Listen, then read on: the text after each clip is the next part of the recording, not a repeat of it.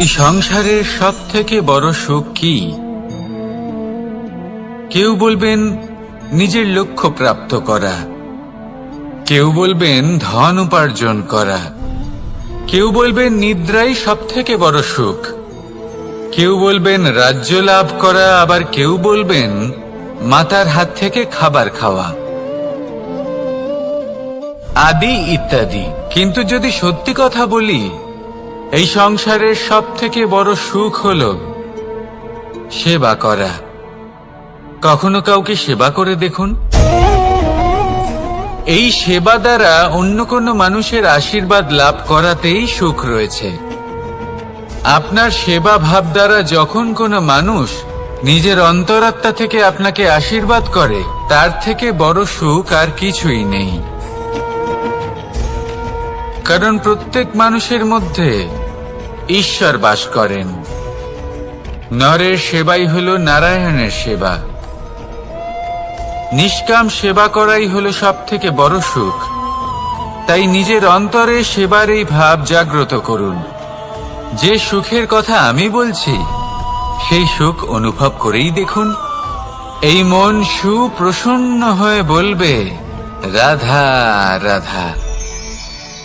বাহ! পুষ্পের সুবাস আমার খুব ভালো লাগে। অত্যন্ত সুন্দর হয় এই পুষ্প। এইভাবে চারিদিকে পুষ্প দেখে মন আনন্দিত হয়ে ওঠে।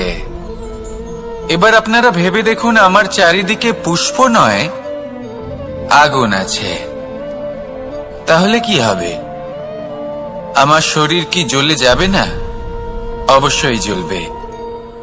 শরীরকে কি আগুনের তাপ সহ্য করতে হবে না? অবশ্যই সহ্য করতে হবে। এটাই হলো প্রকৃতির নিয়ম। এই নিয়ম কিন্তু আমরা সবাই জানি, কিন্তু আমাদের মধ্যে বেশিরভাগ মানুষ এই বিভ্রান্তি নিয়ে বাঁচি যে এই যে প্রকৃতির নিয়ম, তা আমার ওপর প্রযোজ্য নয়। তা কিন্তু নয়। আমাদের চতুর্দিকে এই যে নিসর্গ রয়েছে, আমরা তার কতটা ক্ষতি করি সেটা একবার ভেবে দেখুন। আমরা বনাঞ্চল জ্বালিয়ে দিই, বায়ু দূষিত করি, জল দূষিত করি, প্রাণীদের হত্যা আমরা করি। কেন? এই নিসর্গ আমরা নষ্ট করি, যদিও আমরা জানি যে আমরাও হলাম এই নিসর্গেরই অংশ।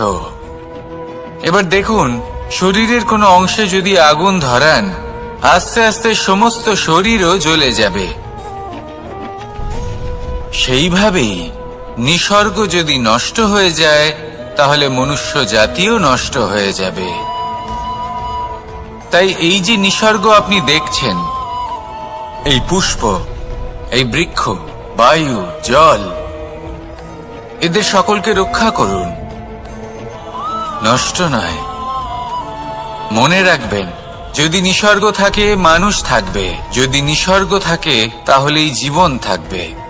আসুন আমার সাথে ভালোবেসে বলুন, রাধা রাধা।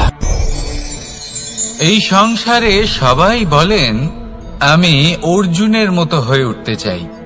সবাই চায় যে তারাও যেন অর্জুনের মতো গান্ডীব লাভ করে। তারাও চায় যে তাদেরকেও মহাদেব এসে পশুপতি অস্ত্র দান করবেন। তারাও এটাই চায় মহাভারতের মতো মহাসংগ্রামে বিজয়ী হতে। কিন্তু সবাই ভুলে যান যে অর্জুন যা হতে পেরেছিলেন সবকিছুই অর্জন করেছিলেন। যদি আপনিও অর্জুনের মতো গান্ডীব লাভ করতে চান, তবে আপনাকেও তার মতোই শ্রেষ্ঠ কাঠ নির্বাচন করতে হবে। সেই কর্ম আপনাকেই করতে হবে। তার প্রত্যঞ্চা যাতে তীব্র হয়, তার জন্য আপনাকে সর্বশ্রেষ্ঠ দড়ি খুঁজে বের করতে হবে। আপনার বাণ যাতে ঘাতক হয়, সেই জন্য আপনাকে নতুন নতুন ধাতু খুঁজে বের করতে হবে। সেই শিক্ষা আপনাকে লাভ করতে হবে, তবেই আপনার ইচ্ছে পূর্ণ হবে। অর্জুন হওয়া বড়ই সরল, যদি আপনি কিভাবে অর্জন করতে হয় তা জানেন। শুধুমাত্র স্বপ্ন দেখেন যারা, তারা কখনোই অর্জন করতে পারবেন না। কিন্তু যদি কেউ অজ্ঞাতবাস ভোগ করতে পারে, যদি কেউ লাক্ষাগৃহ থেকে পালিয়ে বাঁচতে পারে, যদি কেউ কঠোর তপস্যা করতে পারে, প্রতীক্ষা করতে পারে এবং পরিশ্রম করতে পারে, তাহলে সে অর্জুন অবশ্যই হয়ে উঠবে। যদি আপনি অর্জুন হয়ে উঠতে চান, তাহলে কর্ম করতে শিখুন আর আমার সাথে ভালোবেসে বলুন, রাধা রাধা।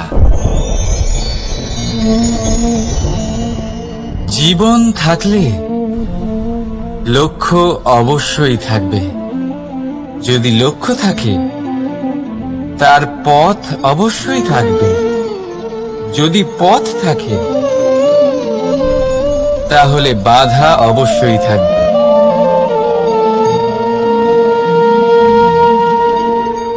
আর এর ওপরেই নির্ভর করে যে আমরা জীবনে সফল হব না অসফল, পুরস্কারের ভাগীদার হব নাকি তিরস্কারের। মনে করুন আপনাকে একটা কাজ করতে হবে, আপনাকে পর্বত আরোহণ করতে হবে, আর সেই পথের ঢাল আপনাকে একাধিকবার ফেলে দেবে। পাথর আপনাকে একাধিকবার আহত করবে। এই অবস্থায় কি করবেন? সাধারণ মানুষ বেছে নেয় প্রতিশোধ। সেই পর্বতকে নষ্ট করে দেওয়ার চিন্তা ভাবনা করে, তার ভিতকে নড়িয়ে দেওয়ার কথা ভাবে সেই মানুষ। কিন্তু পর্বতকে তো কেউ নষ্ট করতে পারে না। তাই অসফল হওয়ার সাথে সাথে কুখ্যাতিরও ভাগীদার হয়ে যায় সে। দ্বিতীয় পথ হল পরিবর্তন। যদি আপনি সেই পর্বত ভাঙার পরিবর্তে তাতে সোপান তৈরি করেন,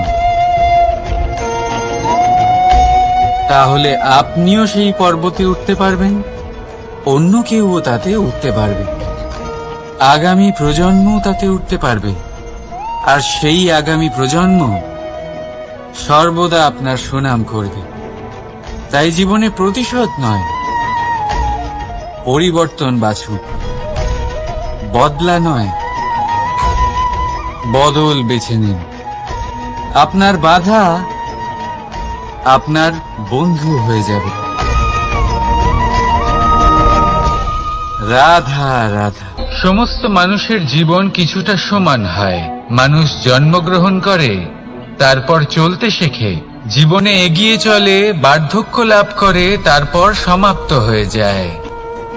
কিন্তু সেই ব্যক্তিরা কারা যারা প্রকৃত অর্থে মনুষ্য জীবন যাপন করেন?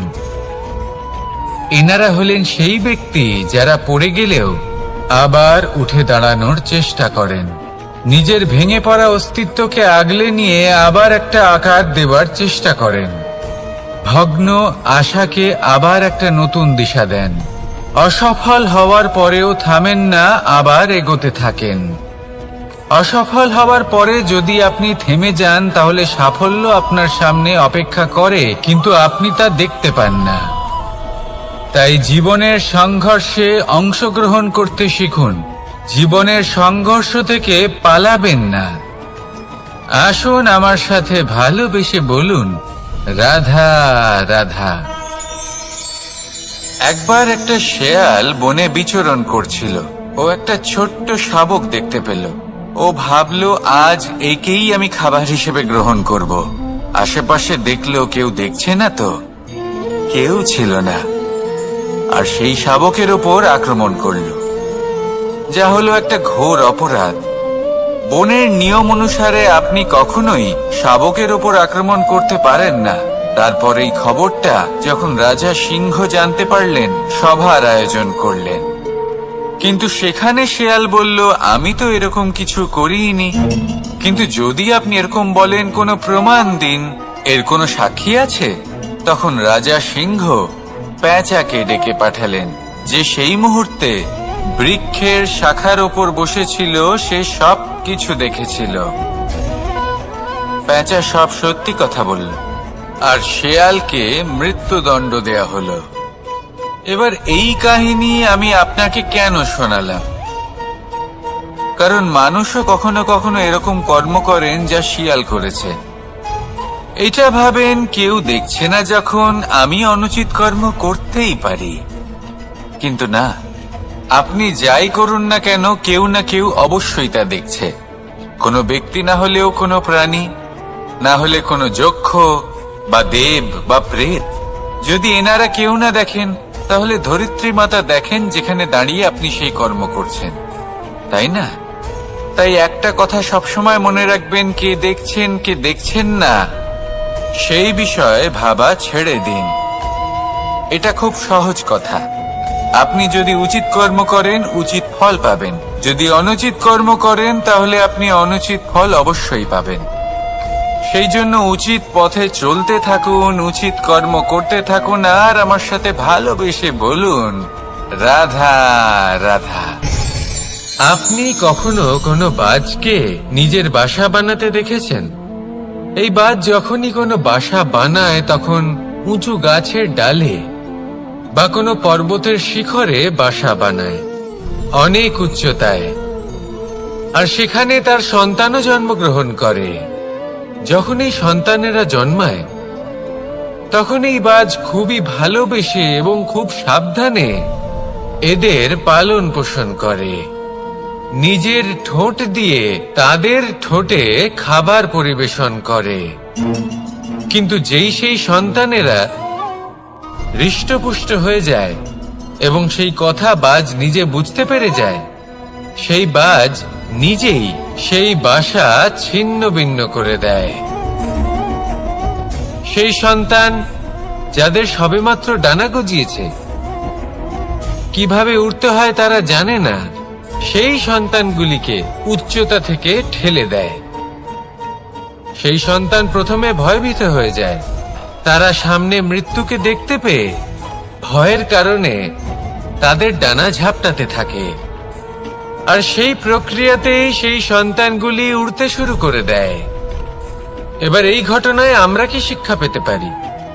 এটাই, যদি আপনি মাতা পিতা হন তাহলে নিজের সন্তানকে অবশ্যই স্নেহ করুন, কিন্তু তাদেরকে নিজের আঁচলের তলায় বেঁধে রাখবেন না।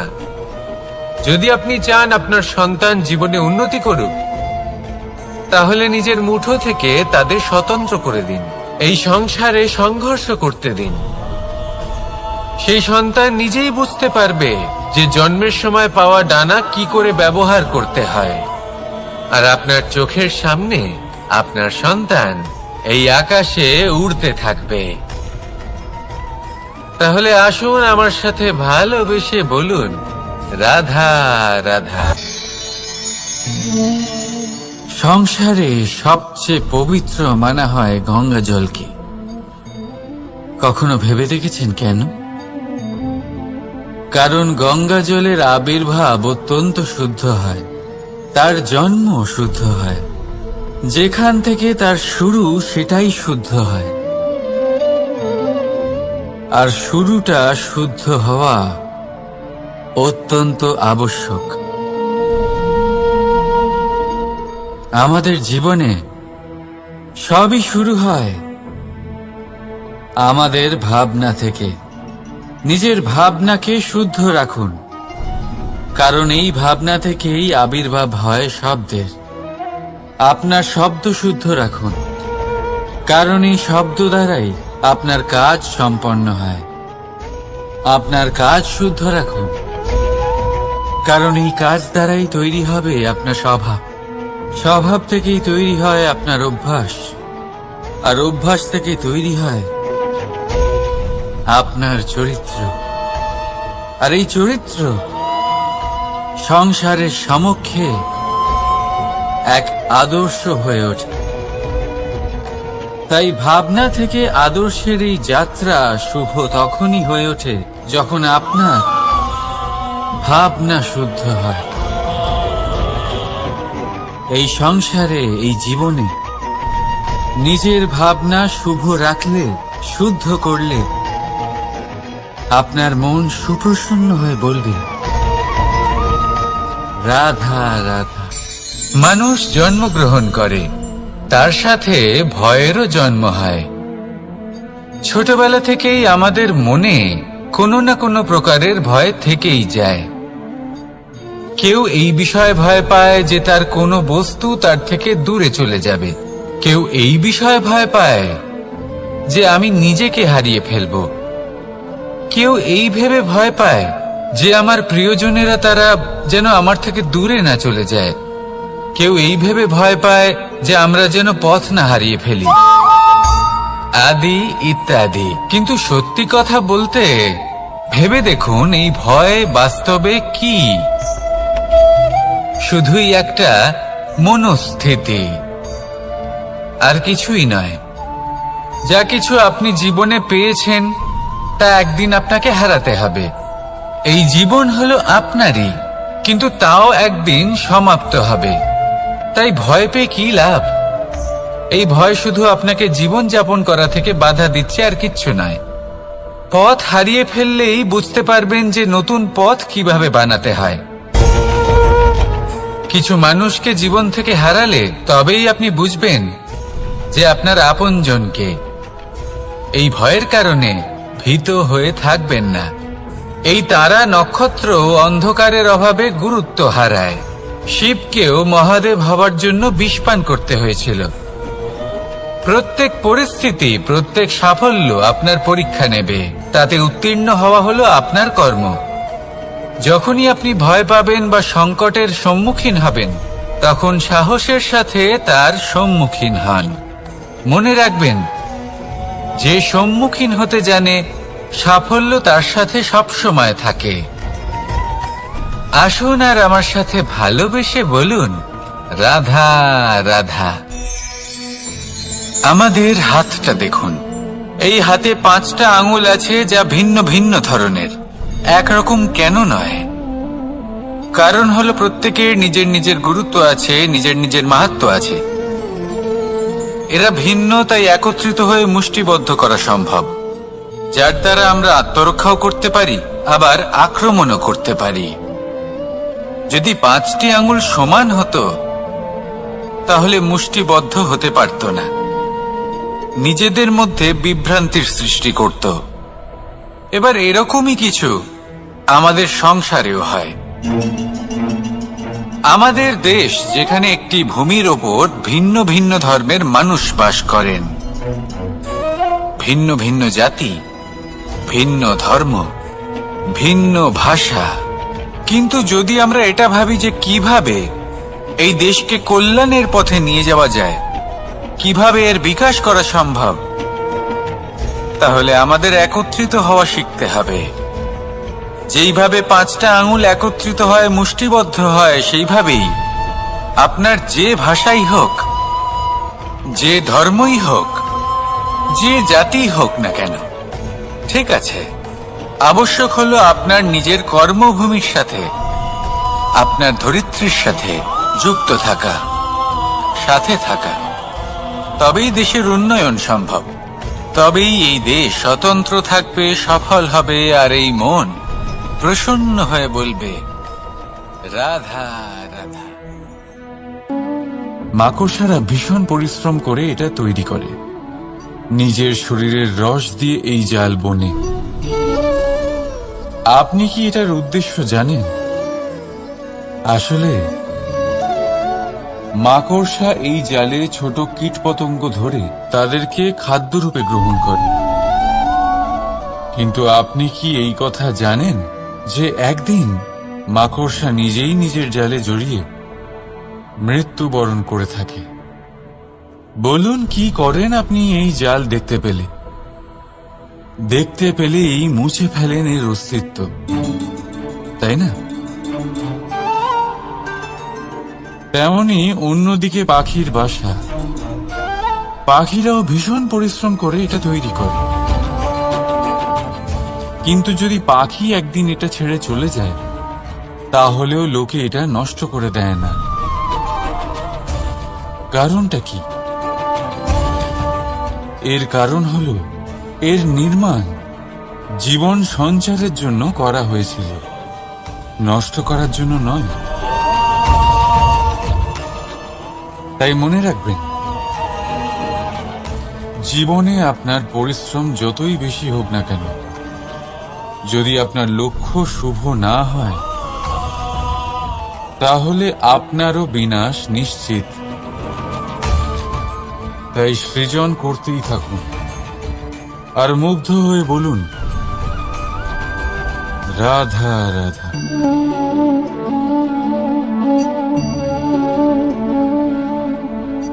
আপনার কি মনে হয় আমি কি করছি? আপনি বলবেন আমি প্রদীপ জ্বালাচ্ছি। সঠিক, কিন্তু প্রশ্ন হচ্ছে যে আমি কি আপনাকে বলেছি যে একে প্রদীপ বলা হয়? না। এই প্রদীপ কি নিজেই নিজের পরিচয় আপনাকে দিয়েছে? না। তাহলে আপনি কি করে জানলেন যে একে প্রদীপ বলা হয়? উত্তর হচ্ছে প্রকাশ, যে স্বয়ং জ্বলে অন্ধকারের মধ্যে সংসারকে পথ দেখায়, সেটাই প্রদীপ। যা নিরাশার মাঝে আশার আলো প্রদর্শন করে, সেটাই প্রদীপ। অপর দিকে আছে সাপ, যাকে না দেখেও তার ফনার আওয়াজ শুনেই লোকে ভয় পেয়ে যায়। তার মানে ব্যক্তির পরিচয় তার কর্মের দ্বারা পাওয়া যায়। তাই আপনার এটা বলার প্রয়োজন নেই যে আপনার পরিচয় কি।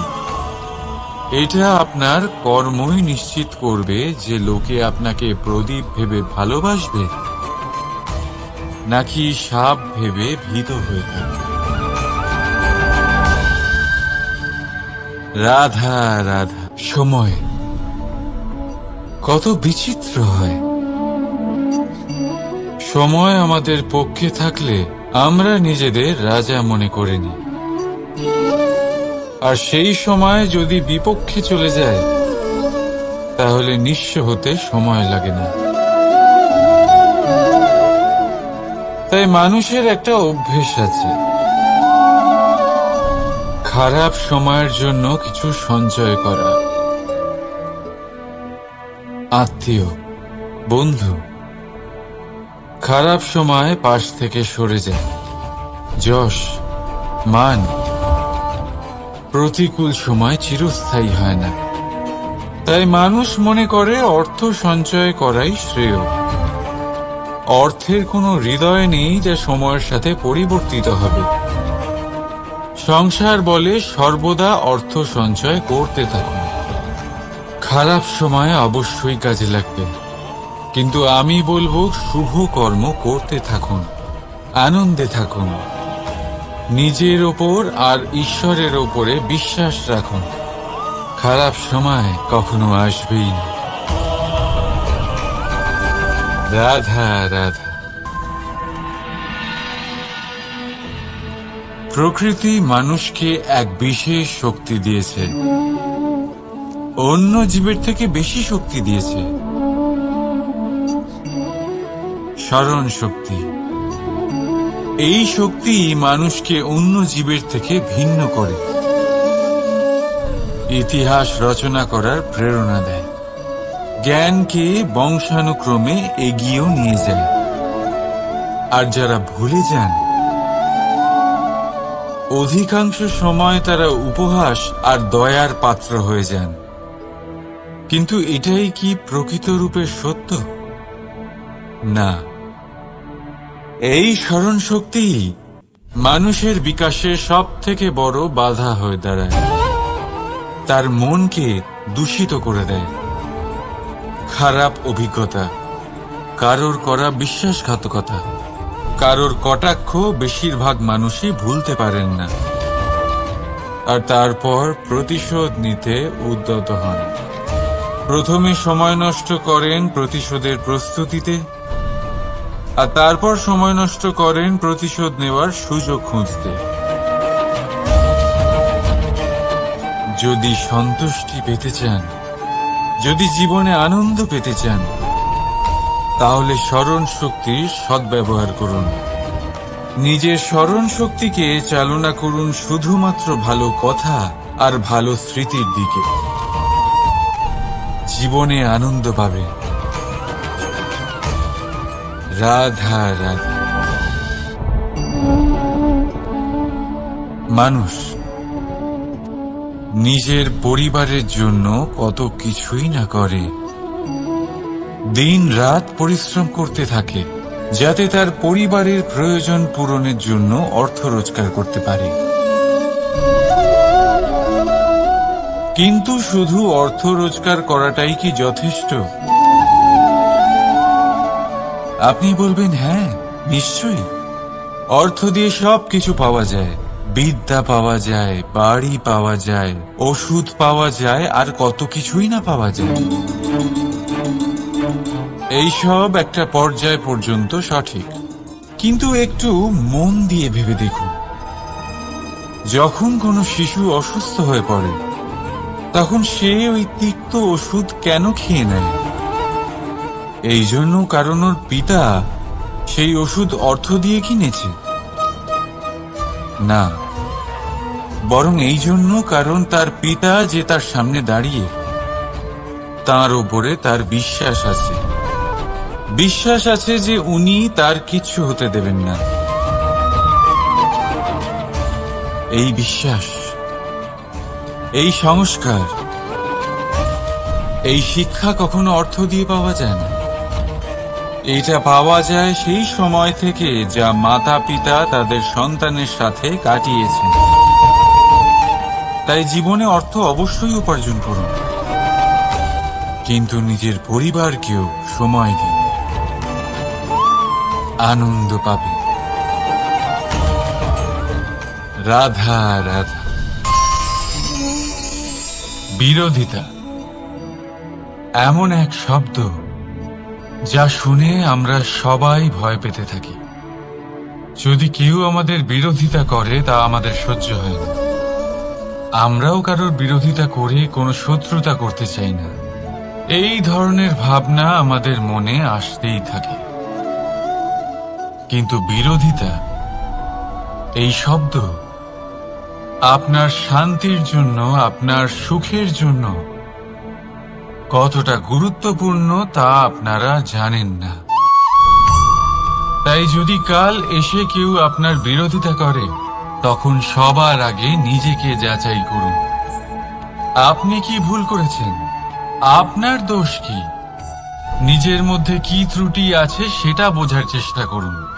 নিজেকে সংশোধন করার চেষ্টা করুন, তারপর দেখুন বিরোধিতার এই আগুন আপনাকে স্বর্ণ থেকে কুন্দন বানিয়ে তুলবে। বলা হয় এই সংসারে খারাপ বেড়েই চলেছে, কিন্তু তার কারণ এ নয় যে খারাপ মানুষ বেড়ে চলেছে। তার কারণ হলো যে ভালো মানুষ, যাদের ভালো চিন্তা, ভালো বিচারধারা আছে, তারা খারাপের বিরোধিতা করতে পারে না। যদি আপনার সম্মুখে কোনো খারাপ কর্ম হয়, তাহলে তার বিরোধিতা করতে সংকোচ করবেন না, কারণ বিরোধিতার এই আগুন মন্দকে পিছুপা হতে অবশ্যই বাধ্য করে। রাধা রাধা। বিশ্বাস, জীবনে বিশ্বাস কতটা গুরুত্বপূর্ণ। একজন স্ত্রী তার স্বামীর হাত ধরে যে কোনো জায়গায় যেতে পারেন, এর কারণ হলো বিশ্বাস। তার নিজের স্বামীর ওপরে বিশ্বাস আছে। যখন একজন মা তার ছোট বাচ্চাকে কোলে তুলে হাওয়ায় ওঠায়, তখন সেই বাচ্চা ভয়ভীত হয়ে যায় না। তার কারণ হলো বিশ্বাস। তার বিশ্বাস আছে যে তার মা তার কিচ্ছু হতে দেবে না। এক বৈদ্যের দেওয়া ঔষধ সন্তান কিছু না বুঝে শুনেই খেয়ে ফেলে। সেই বৈদ্যের জ্ঞানের বিষয়ে তার কোনো ধারণাই থাকে না, শুধু নিজের পিতার উপরে বিশ্বাস আছে যে তার পিতা তাকে খারাপ কিছুই দেবে না। যখন এই সংসারের প্রতিটা বন্ধন বিশ্বাসের উপরে দাঁড়িয়ে আছে, তাহলে কেন এই বিশ্বাসকে আমরা জীবনে আনতে পারি না? আপনি নিজেই দেখুন, এই বিশ্বাস নিজের জীবনে এনে দেখুন, সবকিছু আরো সুন্দর হয়ে যাবে। তাই ভালোবেসে বলুন, রাধা রাধা।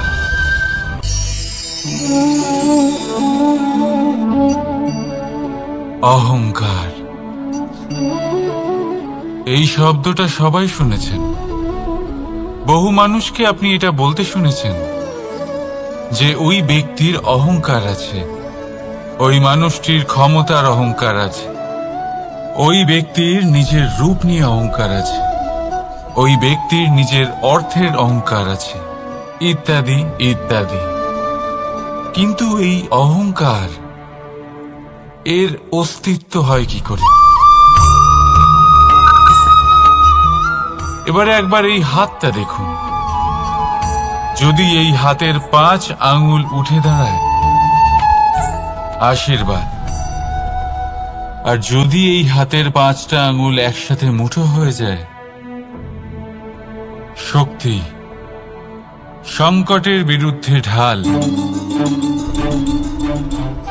কিন্তু এই একটা আঙুল সংকটের কারণ হয়ে দাঁড়াতে পারে। এই একটা আঙুল শত্রুকে আহ্বান জানায়। এবার অহংকার বলে এই শব্দটাই দেখে নিন। আমাদের থেকে আলাদা হয়ে গেলে হয় অহং।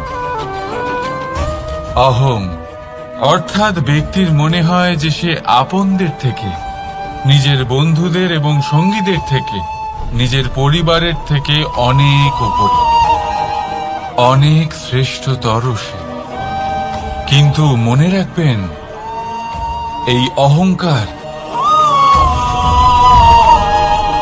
কোনো ব্যক্তির অস্তিত্বের বিনাশের প্রথম ধাপ। তাই ঝেড়ে ফেলে দিন এই অহংকারকে, আর বিশ্বাস করুন আমাদের ওপর, কারণ তখনই আপনি শান্তি পাবেন। আর সেই শান্তির সাথে বলে উঠবেন, রাধা রাধা।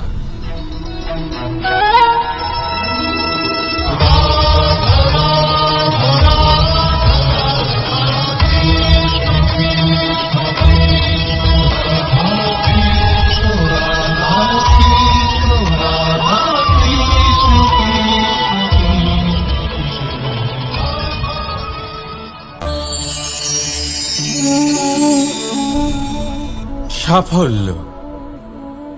যদি আপনাকে জীবনে সাফল্য পেতে হয়, তাহলে আপনি একাধিক মানুষ পাবেন যারা একাধিক উপায় বলবে আপনাকে সাফল্য পাওয়ার।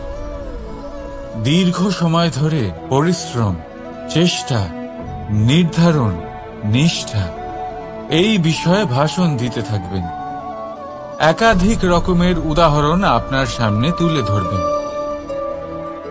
কিন্তু আমার এটা মনে হয়, আমরা কেন সেই বিষয়ে কথা বলি না যা মানুষকে অসফল করে তোলে? শুধু দুটো ব্যাপার অসফল হওয়া নিশ্চিত করে। শুধু 2 ধরনের মানুষ বেশিরভাগ অসফল হন। প্রথম তারা যারা ভাবে অনেক কিছু কিন্তু কিছুই করে না। আর দ্বিতীয় তারা যারা অনেক কিছু করতে থাকে কিন্তু ভাবনা চিন্তা না করে। ভাবনা আর কর্ম, এদের মাঝে সামঞ্জস্য রাখা খুব জরুরি।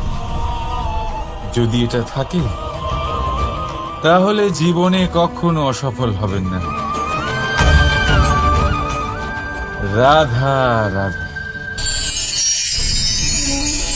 আপনি অনেককে এই কথা নিশ্চয়ই বলতে শুনেছেন, এই ব্যক্তির দৃষ্টিতে দম্ভ আছে, এই ব্যক্তির চোখের ওপর অহংকারের পর্দা পড়ে আছে, ইত্যাদি ইত্যাদি। চলুন আমি আপনাকে একটা প্রশ্ন করছি। আপনি দেখেন কি দিয়ে? দৃষ্টি দিয়ে নাকি দৃষ্টিভঙ্গির সাহায্যে? ভাবুন। চিন্তায় পড়ে গেলেন নিশ্চয়ই। দৃষ্টি যে কোনো বস্তুর বা যে কোনো মানুষের শুধু বাইরের রূপটা দেখায়, যেখানে দৃষ্টিভঙ্গি আপনাকে সোজা আসল পরিচয়ের সাথে সাক্ষাৎ করায়। উদাহরণ হিসেবে চন্দ্র। চন্দ্র আমরা সবাই দেখেছি। বহু মানুষ আছেন যাদের চন্দ্র অত্যন্ত সুন্দর লাগে। আবার কিছু মানুষ এমনও আছেন যারা এই চন্দ্রের মধ্যেই দাগ খুঁজে বার করেন। এই হলো দৃষ্টিভঙ্গি। যদি নিজের দৃষ্টিভঙ্গিতে প্রেম রাখেন, ভালোবাসা রাখেন, সম্ভ্রম রাখেন, তাহলে তার বদলে আপনিও প্রেম আর সম্মান অবশ্যই পাবেন। এবারে দেখুন, যে জল দিয়ে ঈশ্বরের মূর্তি ধোয়া হয় তাকে চরণামৃত বলা হয়। এটার কারণ দৃষ্টিভঙ্গি। এখন আপনি পাথরকে ভগবান ভেবে পুজো করবেন, নাকি ভগবানকে পাথর ভেবে পরিত্যাগ করবেন? সিদ্ধান্ত আপনার, কিন্তু এই সিদ্ধান্ত নির্ভর করে আপনার দৃষ্টিভঙ্গির ওপর। তাই নিজের দৃষ্টিভঙ্গি শুভ রাখুন, নিজের দৃষ্টিভঙ্গিতে ভালোবাসা রাখুন, আর আনন্দে বলুন রাধা রাধা। বড় বড় রাজমহলের বড় বড় ইমারতের চূড়া কত সুন্দর হয়, কিন্তু আপনি কি কখনো এই বিষয়ে ভেবেছেন যে এই সুন্দর চূড়ায় পৌঁছতে গেলে আপনাকে পৃথিবীতে পা ফেলতেই হবে? সেই সুন্দর চূড়ায় পৌঁছে দীপ্তি পাওয়ার জন্য আপনাকে একটা কঠিন পথ অবলম্বন করতেই হবে। যদি আপনি কোনো কঠিন পথে না গিয়ে এই পৃথিবীর সাহায্য ছাড়াই শুধু উচ্চতার দিকে অগ্রসর হতে থাকেন, তাহলে সর্বদা অসফল হবেন। সেই জন্য নিজের স্বপ্ন পূরণের এই যাত্রাতে নিজের পথ কখনোই হারাবেন না, নিজের পথ থেকে সরবেন না। যদি এমন করেন তাহলে তো আপনার স্বপ্ন পূরণ হবেই না, তার সাথে আপনি নিজের পথও হারাবেন। রাধা রাধা। কৌতুক অর্থাৎ হাসি, এটা জীবনে কতটা গুরুত্বপূর্ণ। আমরা সর্বদাই হাসতে চাই, আমরা সর্বদা অন্যের মুখে এই হাসি দেখতে চাই। কিন্তু এই কৌতুক অনেক প্রকারের হয়, আর এই কৌতুকের ভিত্তি কি সেটাও খুব গুরুত্বপূর্ণ। কৌতুক কেবল তখনই পাবেন যখন তা শুদ্ধ মন থেকে আসবে। কৌতুক তখনই পাবেন যখন তার সামনের জনকেও হাসিয়ে তার কষ্ট হরণ করবে। এবারে যদি কৌতুক হিংসার থেকে বেরোয়, তখন তা কটাক্ষ হয়ে যায়, সামনের মানুষের মনে আঘাত করে। তারপরে সে তৈরি থাকে যে কখন আপনার উপরে আবার প্রহার করতে পারবে। তাই যদি হাস্য কাউকে ছোট করার জন্য হয়, তা হাস্য নয়, উপহাস হয়ে যায়। আর তা সামনের জনকে আনন্দ নয়, শুধু অপমান দেবে। আর অপমানিত ব্যক্তির মন তিক্ত হয়ে থাকে। তাই মনে রাখবেন যে এই কৌতুক যেন কৌতুকই থাকে, তা উপহাস বা কটাক্ষ না হয়ে যায়। রাধা রাধা।